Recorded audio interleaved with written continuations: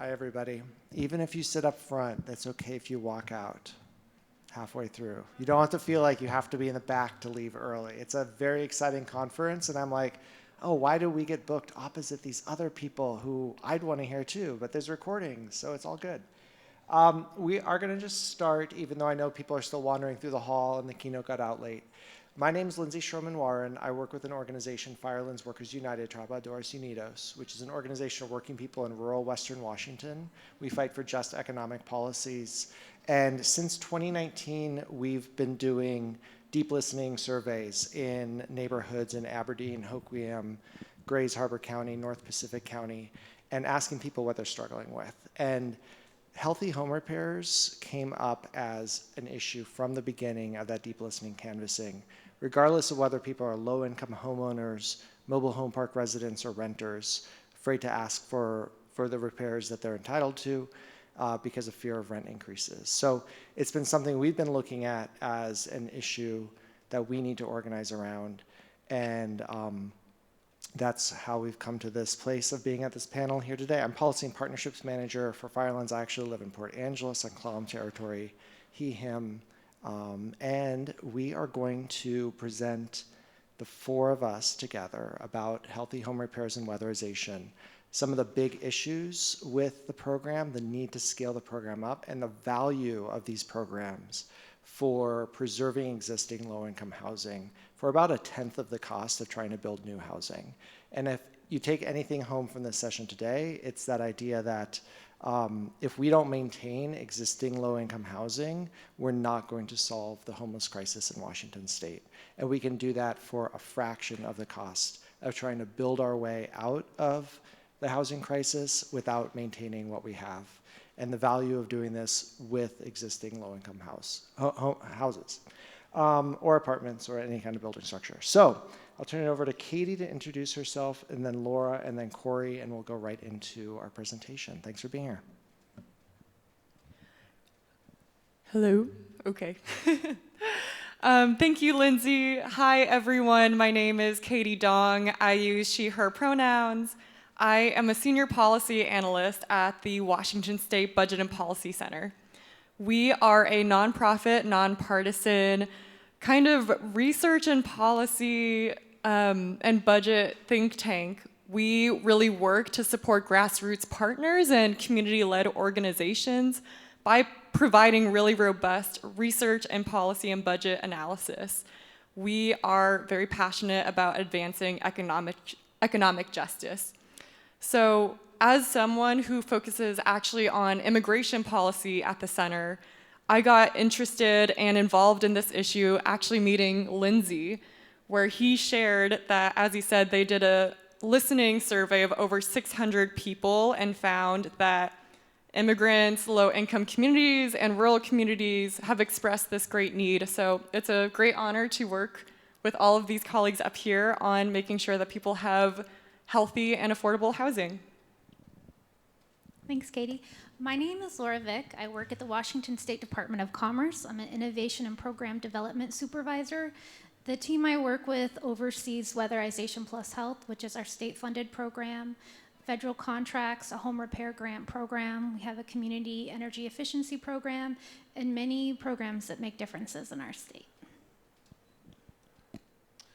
And I'm Corey Troiani. I'm representing an organization called Rural People's Voice. We've been around for the last 4 years, and we're a community-based nonprofit based in North Central Washington, founded by a couple of deeply experienced social service workers who grew tired of the fact that social services in Eastern Washington are growing thinner and thinner, that the economy is getting harder and harder for working people, and realizing that we needed to affect change through policy and through electing local leaders who represent the values and the experiences of working people who are trying to make ends meet.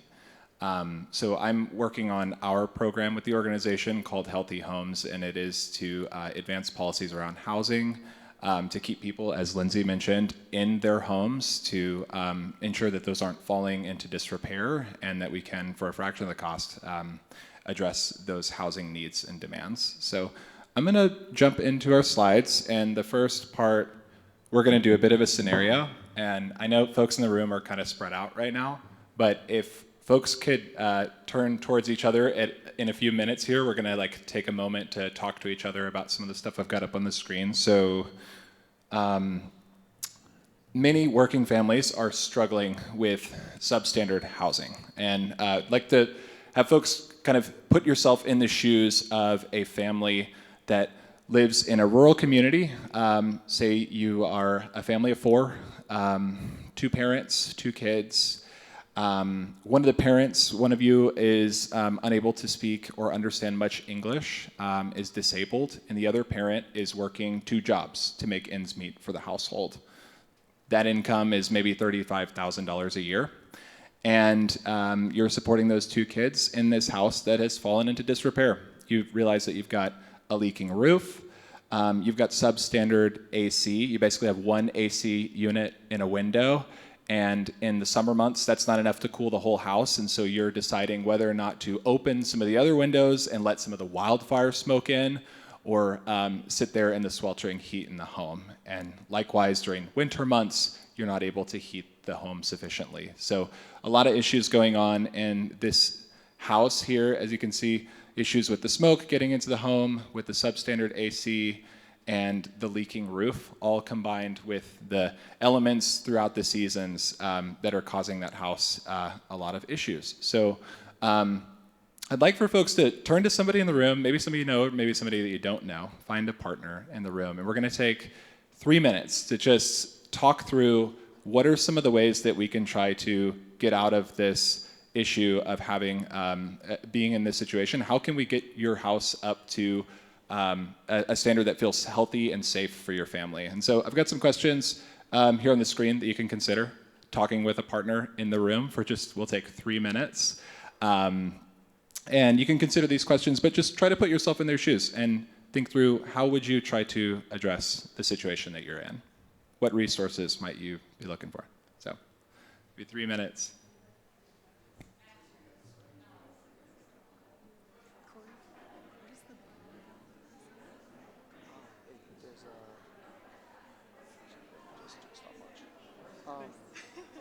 For here?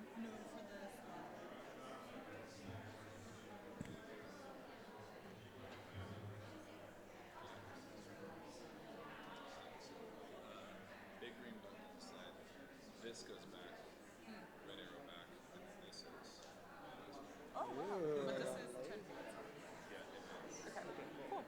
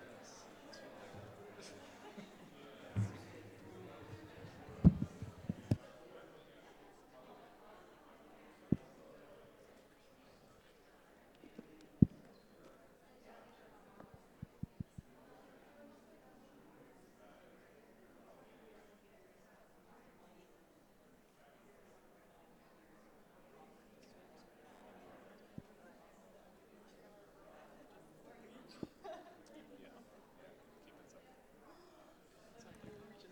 Let me just look through my notes really quick.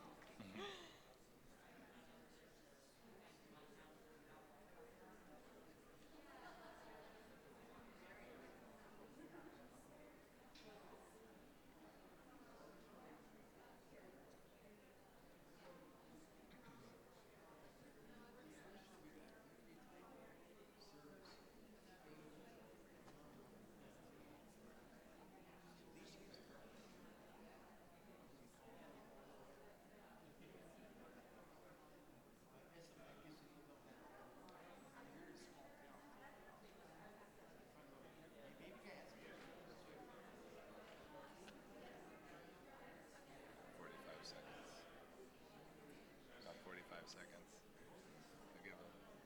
I think it's the longest 3 minutes ever. What would you do in this situation?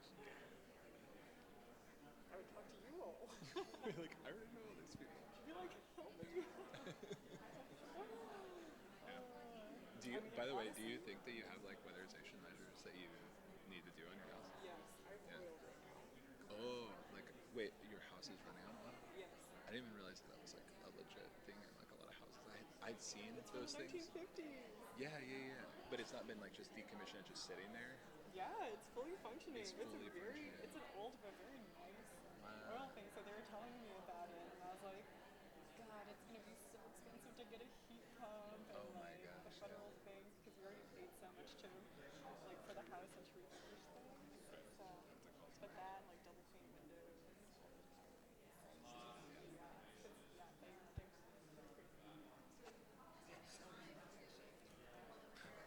Okay, I'm hearing lots of good discussion.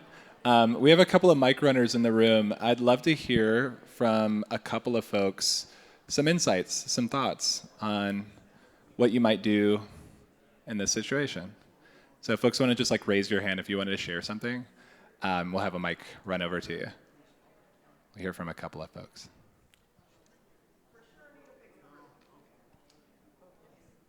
I heard someone shout, "For sure need to fix the roof." Yeah.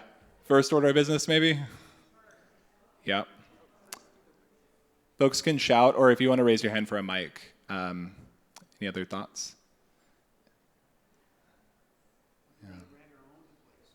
Owners, yeah, they own the place. Yeah.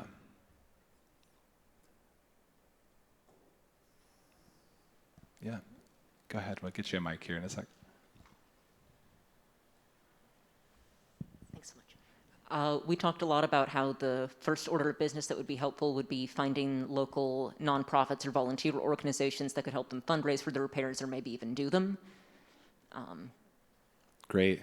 Yeah. Any insights as to what those nonprofits are, maybe in your area, or would that just be something you'd have to research? So I'm coming in from Port Townsend, so there's a group called Real Estate Professionals for Affordable Housing that do fundraising for exactly these kinds of repairs. They'd be great to reach out to.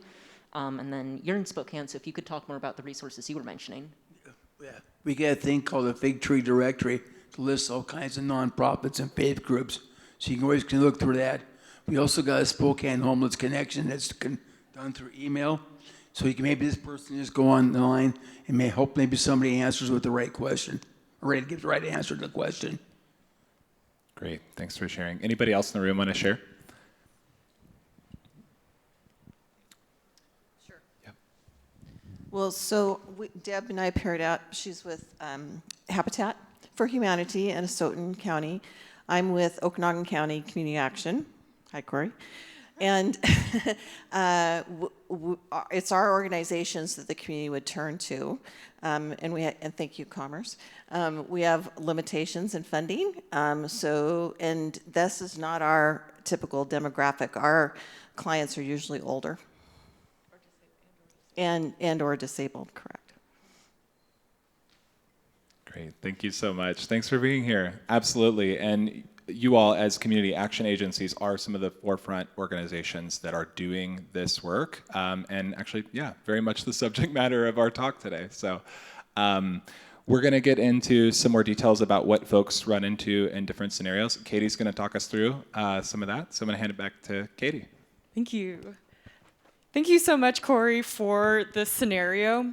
So this is a very real feeling and situation for people where in this listening survey that, oh, can I have the clicker? Thank you.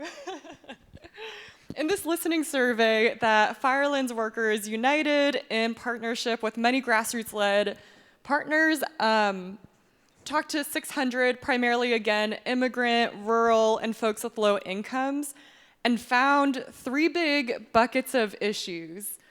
They found that huge health problems. There's a lot of mold in people's homes. That is triggering a lot of asthma, especially for children. There's unsafe housing. So I'm glad you brought up the roof. So many people have leaky roofs or roofs that are about to actually fall in, which is terrifying. Walls that need insulation or double pane windows. And lastly, I appreciate that you also brought up, are they an owner or are they a renter? Because that actually makes a huge difference in your ability and access to receive weatherization services. I want to specifically talk, you've heard me say a number of times already, immigrant, rural, low-income communities. A lot are eligible and the prime people for this service. It really is for everyone. But I want to talk about them because they are the communities that the four of us have had the most relationships and experience with in working about and talking about home needs and weatherization. Secondly, they are historically disenfranchised and marginalized communities. They certainly intersect with Black, BIPOC, Indigenous, tribal nations, and disabled communities.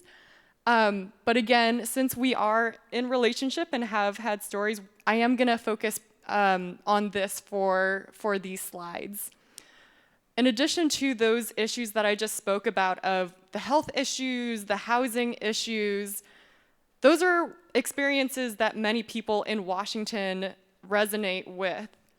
For these communities that I spoke with, they face some additional barriers and unique challenges, especially with program and application accessibility, as well as challenges after application.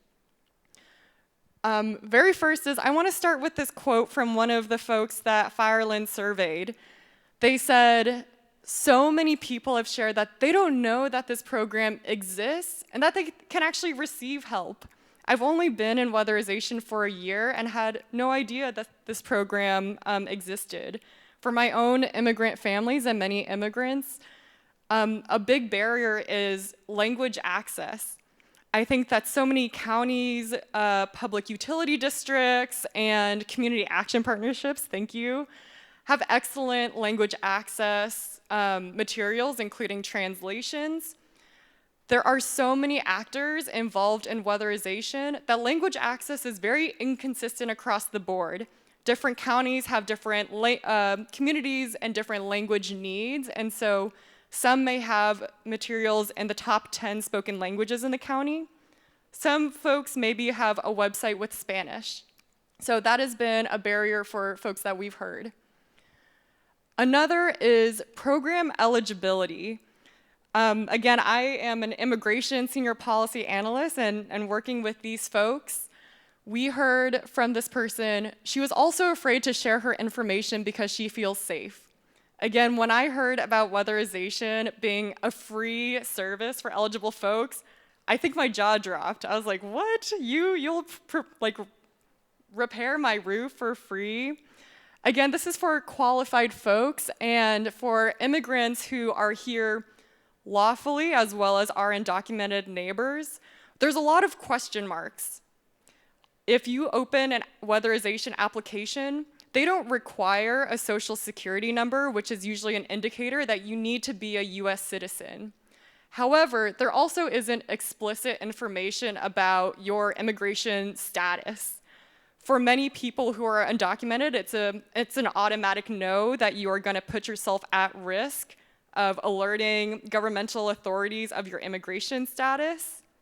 Secondly, for even people who have a legal immigration status, there's something called the 5-year bar.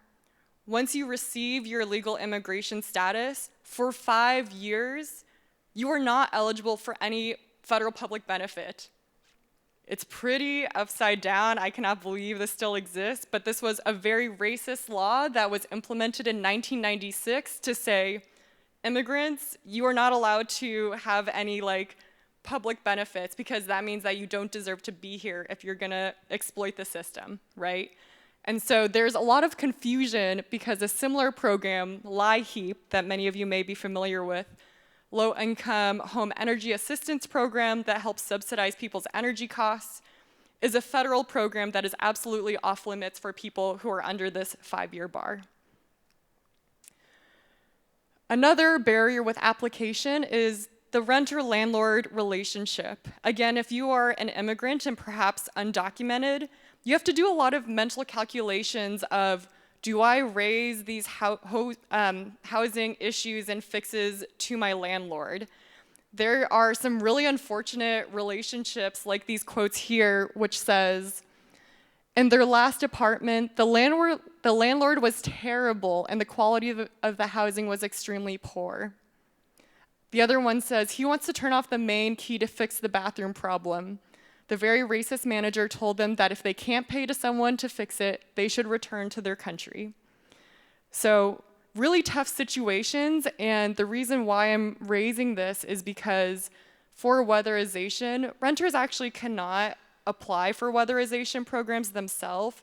It must be approved or submitted themselves by the owner or the landlord. And then very lastly and briefly, this is all, how do I apply to the weatherization program, outreach, understanding and navigating it? People also run into, okay, great, I've submitted my application, I'm really excited. As you also mentioned, funding is a huge issue, and therefore there's a tremendous backlog in the system. Once you submit your application, it can take, honestly, years to get someone to your house to fix it. So one, when you get the call that your home is going to be weatherized, if anyone has had contractors or workers come to their home, I have someone to do my internet tomorrow, and I have to save about 4 hours of my day, for them to come by. It's quite a time commitment. For folks who have low incomes or work low-wage jobs, sometimes you work odd hours. Sometimes it's really hard to get your shifts covered. And so even that 4-hour time commitment, which can take longer, is a huge barrier for these communities. Lastly, circling back to language access, maybe your application was translated, which is amazing. The contractor or worker who comes to their home, do they speak your language? Are you able to dialogue? And so that does resurface. For our rural communities, we need more local workers who are from community, who understand the community, who see this as a really mission-driven job of, I want to help and fix homes in my community. But so many of weatherization workers and contract workers are really concentrated in urban parts of the state, meaning that if you are in parts of rural Washington, it's going to take much longer for you to receive services because workers need to drive on out, and if you are the only project that they're going to service, it's not incentivizing, unfortunately. So big delay times is another experience. I want to end this section with, I want to uplift these people's stories, not to point fingers and say these agencies or actors need to step it up, but to actually name them and say, our community members have shared, these are really unique challenges to them, and I think many of us in the room, all of us, can work together collaboratively to advance and mobilize equitable solutions. So I'm gonna pass it over to Lindsay and Laura to speak a little bit more about what is the actual weatherization program and why it's so incredible.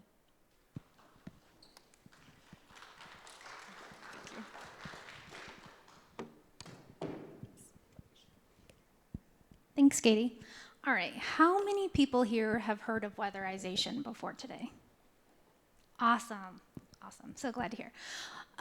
Again, my name is Laura Vick. I work for the Washington State Department of Commerce, and we administer the grants for weatherization in our state.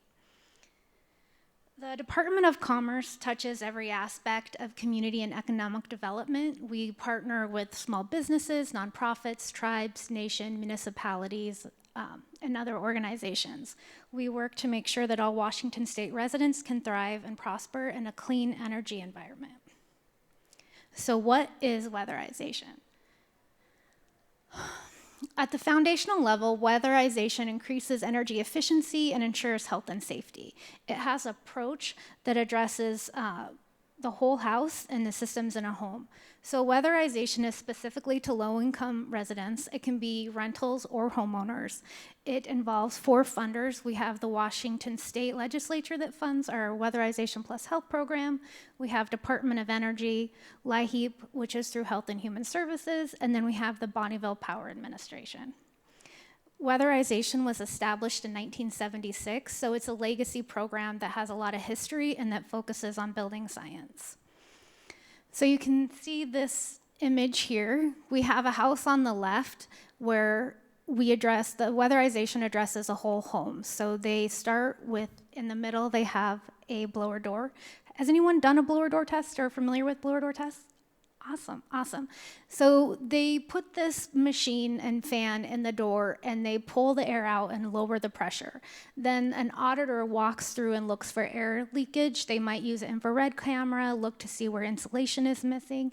And then each home, and even multifamily building, has a very specific scope of work that is meant to meet that house's needs and reduce energy burden. The wonderful thing about weatherization is when the scope of work is put together, it also has health and safety measures that improve indoor air quality, and then repairs. So you can see to the right, the most common energy efficiency measures, air sealing and insulation is where weatherization really started, but we can also do heating system upgrades, mechanical ventilation. We have a lot of health and safety measures. We can leave hygrometers, and a bunch of other options. I'm going to talk to you in a little bit about our state program, Weatherization Plus Health, that can go even further, where agencies can work with community health workers in their area and address indoor air quality. So we talk about, Lindsay's going to talk about the energy benefits and non-energy benefits, but I wanted to talk a little bit more about our state program. On top of weatherization, our agencies in our state can use Plus Health dollars. Our pilot started in 2016, and in 2021, all 26 of our agencies participate in Weatherization Plus Health. So these residents that do just receive weatherization, or if they have a respiratory issue or a mobility issue, they can get an extra $10,000 in their home to address these issues. What we've done this last year to help reduce some of these barriers is we don't require proof of medication. Clients can self-attest that they have issues and that the auditors and the agencies can address the measures. So what exactly are the measures that can be done with healthy homes? Our agencies can leave a HEPA vacuum. They can replace carpet. Dirty old carpet is a big indoor air trigger, so they can remove carpet in two areas, the most common living area and the bedroom. What we've gone to now is they could either put in a solid surface flooring, or they can actually use low pile carpet, depending on what the need, if it's mobility or a respiratory issue. The slips, trips, and falls has grown a lot this last year. We've added barrier-free showers. We know that ramps are an issue, but with the large population that are aging in place, our clients need access to their bathroom and the showers. So this last year, we actually added barrier-free showers, which was a big move for our program. Funding. So we've talked a lot about money. How much does our state have invested? So with the four funders that I described, we have over $121 million contracted across our state at this time. We've got about 9.5 months left of this biennium, and so far our agencies have served 3,408 homes. The average investment in a multifamily unit, not the building, but each unit, is about $4,500, and single family homes is $23,000. As they'd mentioned earlier, it's a lot cheaper to do weatherization and preserve low income. This is an average. We've had agencies that can spend up to $50,000 to $60,000 on a mobile home, because they'll go in and they'll fix the roof, they can fix the foundation, they can put in Plus Health measures and do weatherization to reduce energy burden. The healthy homes measures, the measures I had just went over before, is about $3,200 investment just to address either mobility or respiratory issues. And I've talked a lot about our agencies, but what does it look like? Every county in Washington is served by either a community action agency, a municipality, or a tribal nation. So there's been a lot of talk about the rural areas, and you can see like Okanagan or Rural Resources have the biggest struggle, where they have such a large geographical area, they have to send their crews out. So the struggles that our agencies have across our state vary. So the program is very detailed, and what our agencies need in Asotin or Clallam or Jefferson is not the same that they're going to need in Thurston or King County. Where are we going? So Department of Commerce has the focus of where we want to expand weatherization's reach. We're working on coordinating better with LIHEAP, and we have a home energy, our state actually has their own home energy assistance program where our agencies can go in and just put in ductless heat pumps to address climate issues that help low-income families when there's a wildfire event or a heat dome effect. We are looking to grow our partnership with training and partnership and then raise public awareness. We've heard a lot that there's many low-income clients that don't or aren't aware of weatherization, so we're working with our agencies to grow awareness. Partnerships, we're working with multifamily in our urban areas. Multifamily units are a big part of our production, but we're working on getting multifamily, the woody walk-ups in the rural areas, getting addressed and helping them being weatherized. And we're gonna be doing a lot of this through training, monitoring leadership, and then helping our agencies address the workforce issue. So we talked a lot about the scenario, what that would feel like if you couldn't afford to fix your roof, you didn't have adequate heat or cooling. What would it be if your home was in such disrepair it wasn't safe for your family or your children? We got this thank you letter through one of our agencies in Thurston County about 5 years ago. And this one has stuck with me the whole time I've been with Commerce. And what this client shared with us is their home was in such disrepair, they thought they might be the next tent in the homeless encampment. And after weatherization, although sometimes it can be up to 15 visits, by the time the audit starts, the crews contractors do the work, and it's quality controlled and monitored, and sometimes it might be $60,000 in a home, but the home is safe, it's comfortable, and our clients are happy when it's done. I wanted to leave you with some of these quotes directly from clients where they're they had electric bills that were over $700 a month they couldn't afford. When the agencies completed weatherization, their energy bills were affordable. Clients that get weatherization plus health services to address indoor air quality use less emergency medication, have less visits to the emergency room. That all helps contribute to saving funds. So I know we're going to be hanging out a little bit afterwards. If anyone has questions on weatherization or ideas, would love to hear them. And I'm going to pass it over to Lindsay. Thank you. Thank you, Laura. All right, I mentioned Firelands is an organization of working people in rural Western Washington. This is just a slide of some of the families and Firelands members, mostly Grays Harbor County. We organize in Spanish and English. Thank you. Let's see, I flipped the slides. I was about to be like, oh, flip the slide. I stole this slide from Green and Healthy Homes Initiative because they put it together and it was great. And I think it gives us a sense of the large benefits of these kinds of programs. This shows lead poisoning costs annually, $43 billion in the United States. Bottom left, fall hazards cost about $50 billion annually in the United States. Asthma costs $81 billion or more annually in the United States. Energy inefficiency costs $20 billion annually in the United States.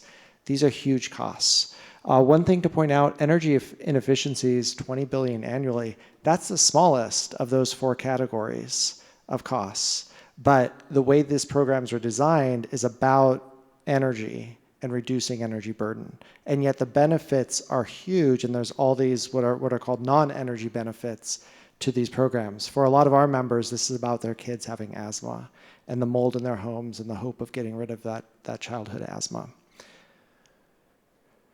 This is research from the Philly Fed Reserve, where they looked at census data on housing and calculated what the estimated cost would be to repair homes in the United States, $150 billion to do that.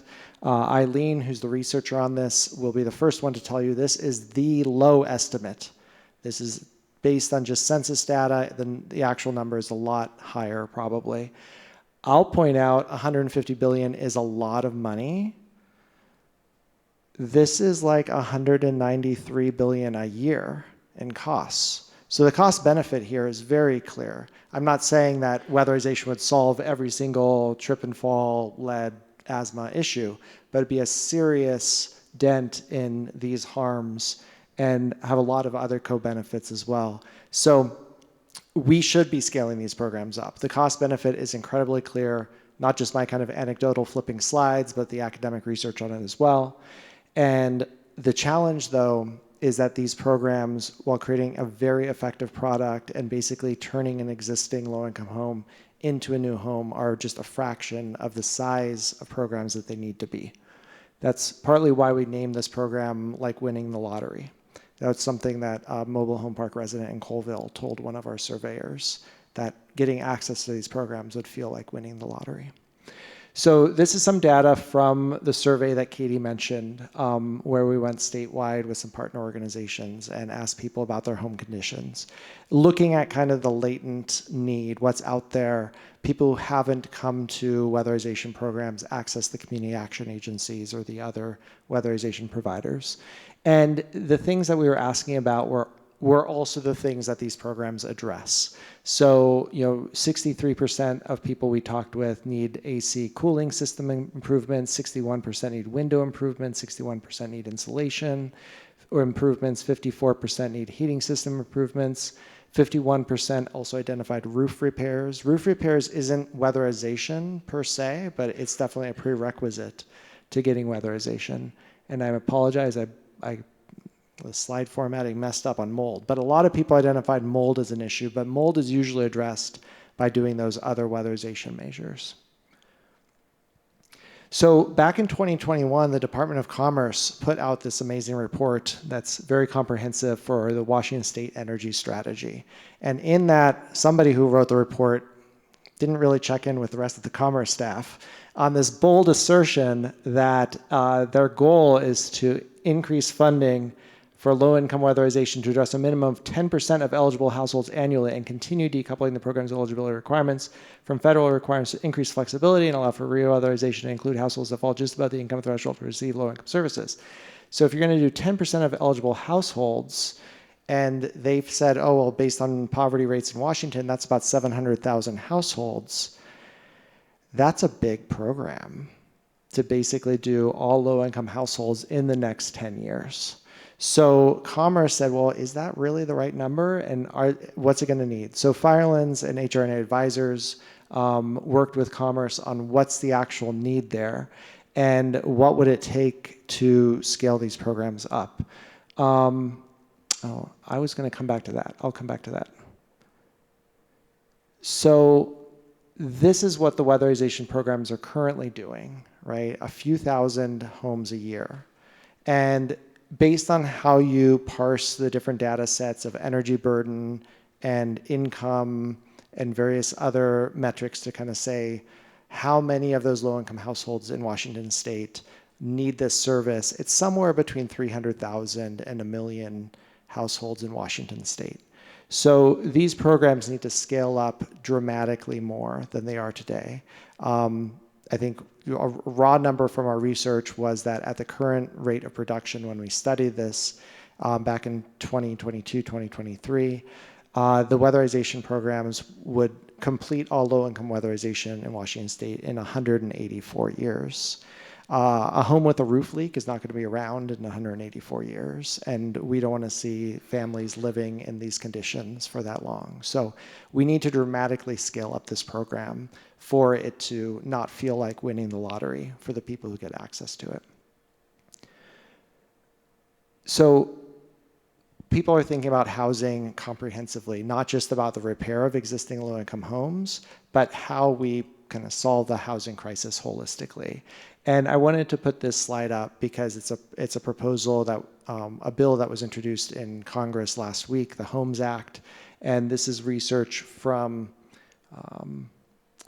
Green Social Housing at Scale by Climate and Community Project, and they're looking at this idea of a federal green social housing development authority that would invest in making permanently affordable housing. Their proposal is create this social housing development authority, acquire land and distressed properties, rehabilitate and transform those properties, thinking about climate resiliency as well as energy efficiency, safe and healthy housing, and then transfer them to permanent affordability, whether that's community land trusts or co-ops or public housing or nonprofit housing. There's a lot of models there. But this transform part is a key part of these proposals, and so we have to get the transform part right. We can't just have the small trickle of weatherization services or healthy home repair services that are happening today. We have to scale this up for us to be able to get to that place of more homes outside the market and into permanent affordability. All right. And I will make sure that that link actually gets to everyone's slides, but it currently doesn't. It just goes to my set of slides. But if you want to copy that down, we'll get that, or I'm sure the Hoover app will be able to provide that as well. All right. Corey's going to not quite close us out, but getting close. Thank you. All right. So as we've identified here, there's a lot of good that's happening right now with weatherization, but there are a lot of gaps as well. And folks on stage and a lot of folks who are not on stage, some of whom are in the room and outside of this room, are working to try and improve these processes. And we're examining right now some possible innovations. Commerce is certainly doing work on the inside, and there are groups on the outside that are working to do advocacy, both in terms of designing these programs to be more efficient and better serve communities at Commerce, as well as doing some advocacy with our state leaders to try and advance solutions. So Lindsay talked about scale. Part of that is expanding state funding. There's kind of a double-edged sword here because in many cases, just pouring more money into these programs doesn't quite fix the problem. It's oftentimes more complex than that. And one of the reasons that local community action agencies aren't just taking up more work is often because there is that complicated situation of having access to contractors or having access to the workforce to put it to work. And in many cases, they don't have their own crews. They're doing contracting. And that lack of being able to give them predictable work with those contractors is very difficult to scale up. There has been some exploration, and we're looking into how do we potentially restore those in-house crews in some agencies where that might be a huge benefit. Historically, community action agencies have had more crews than they do today, and many have gone the way of contracting where there has been a lack of predictable funding. So if we can provide more predictable funding, expand that funding, then it's possible that we can increase the efficiency of these programs by hiring crews on the inside at those agencies that deliver services. And then I won't bore you all with all of the administrative stuff that happens, but there is a lot of administrative burden that's happening both with the folks who receive those services, with the agencies who have to deliver those services, with the contractors that are working with those agencies. And there's a lot of steps that we're exploring that we can hopefully reduce that administrative burden. So, hi, yes. We're going to give you a mic, sorry. Yeah. So I'm actually interested in those administrative, but, and I don't know if this would be a part of that, but was there any discussion, is there any room in prevailing wage to let us do more with those funds by not paying prevailing wage? Yeah, so this is such a difficult one. Prevailing wage is one of the things that we have to do with these funds. We have to make sure that anybody who's being paid to do this work is paid the prevailing wage for that type of job. There currently does not exist the category weatherization type of job.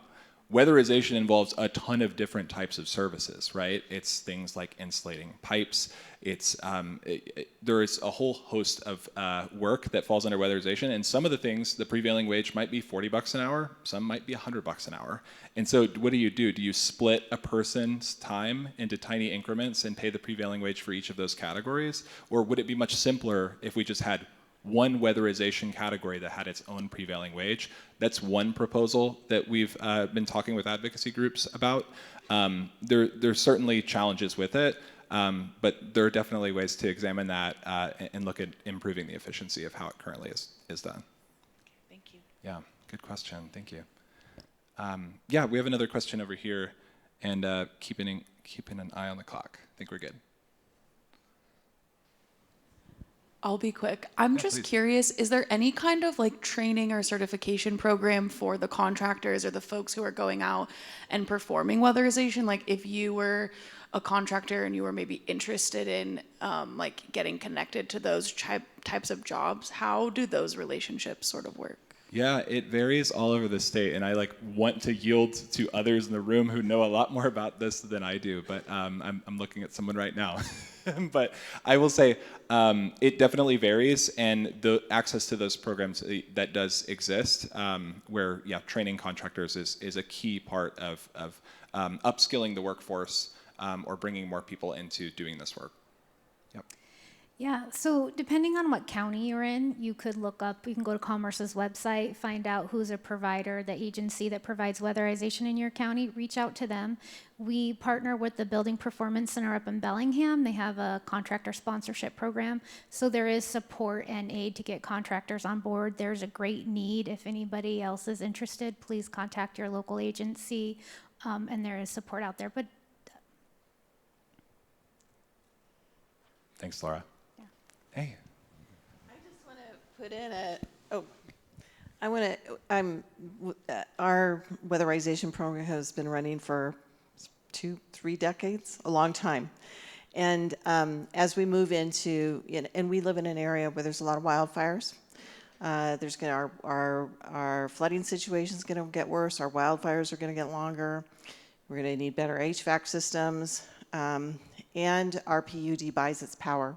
So we continue to see our energy costs go up for our clients. We run a light heap as well. And I just want to put a pitch in for weatherization to move into solar. yeah, there's lots of conversations happening around that. Thank you so much, Rena. We have a question. Let's see if you can run the mic.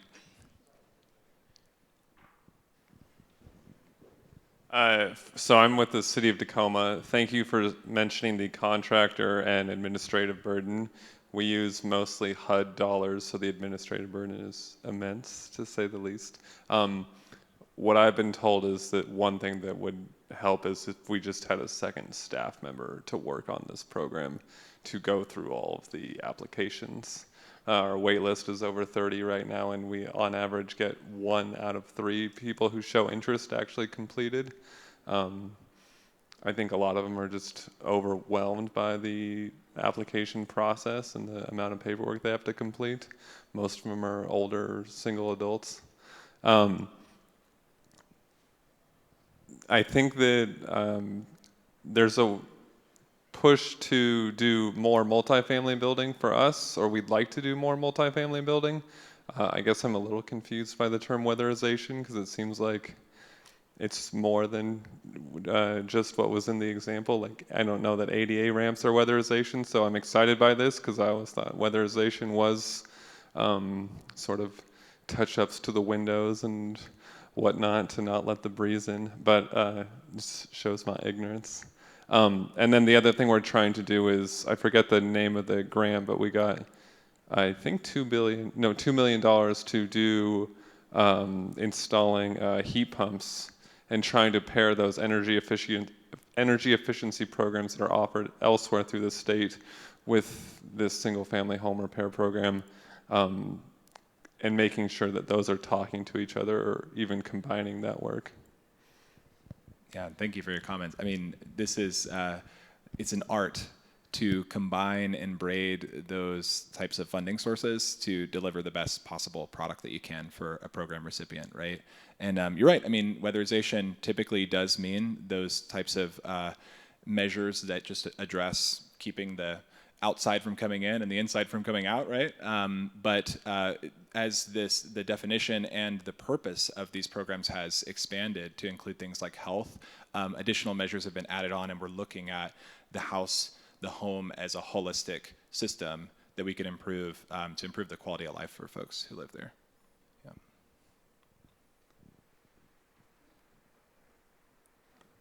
We've got a few more minutes, yeah. Over here. Yeah. Oh, yes, let's go over here first. Yes, thank you so much. Yeah, so I actually just want to say I was canvassed a couple years ago, and I actually took the Healthy Homes Weatherization Survey, so it's really cool Amazing. to be here. I actually have a copy on my email right now. That's incredible. Thank you so so- much for mentioning that. Yeah, of course. So yeah, through Washington Can.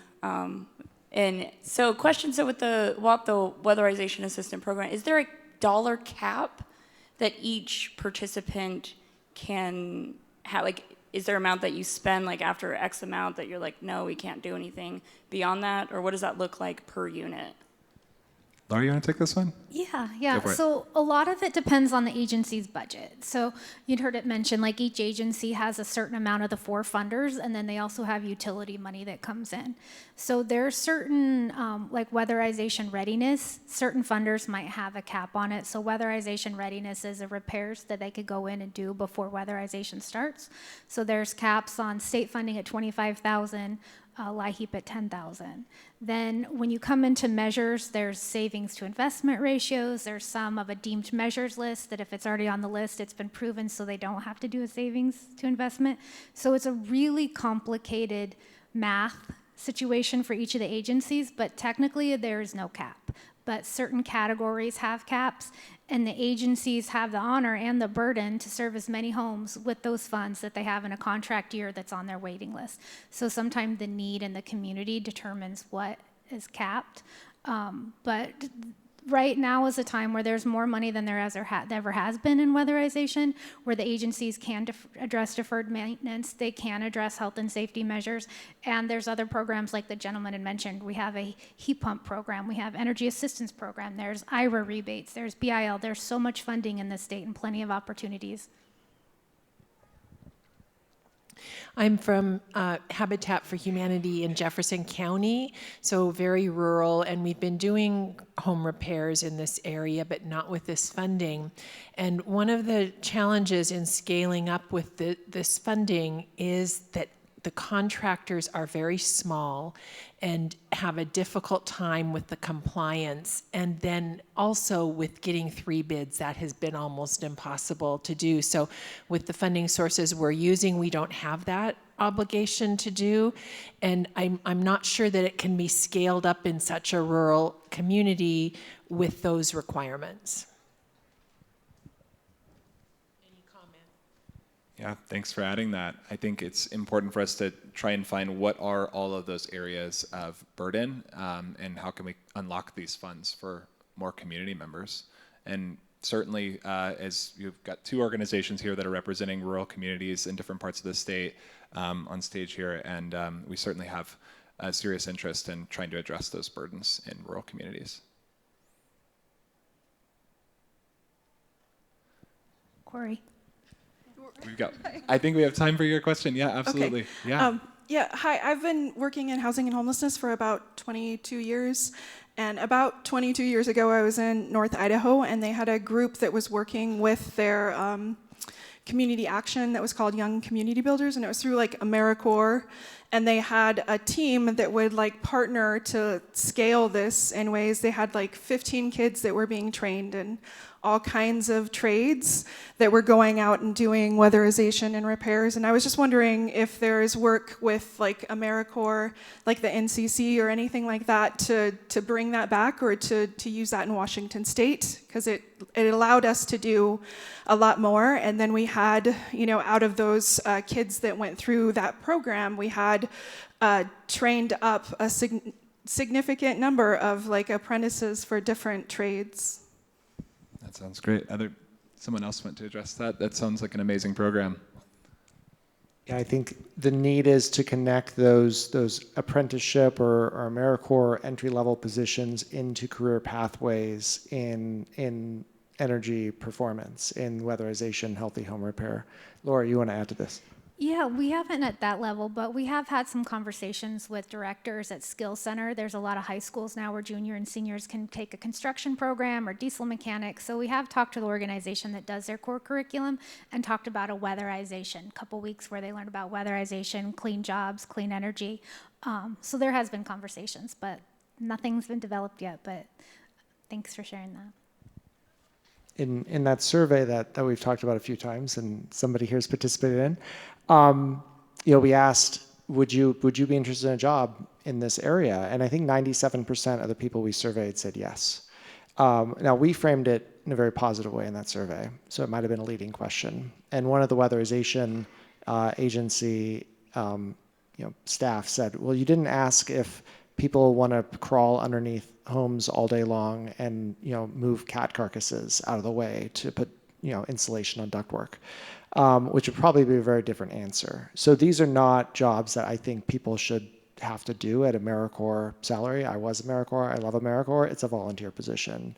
You're not crawling through spider webs for housing justice and climate justice every day at a volunteer wage. But we can scale this work up, and absolutely we need to, and it's an essential part of solving the housing situation in Washington State. So thank you all for being here. We will be available to take questions afterward. I do want to ask a few questions of you though. So just raise your hand if you learned something new about housing in this session. Okay, cool. Raise your hand if you consider home repairs and weatherization to be an important part of fixing our housing systems. All right, we might be preaching to the choir here. And then raise your hand if this issue needs more attention in solving our housing systems. Yeah, well, let's work together to do this. A number of us are working on advocacy at the state and federal level to try and scale this work up. We've got great partners with Department of Commerce, with Laura and others. So yeah, we'll stick around in the room or just outside the doors if the other panel needs to start. Thank you so much for being here. Thank you, co-panelists, and I hope everyone has a great rest of the conference. Thanks, bye.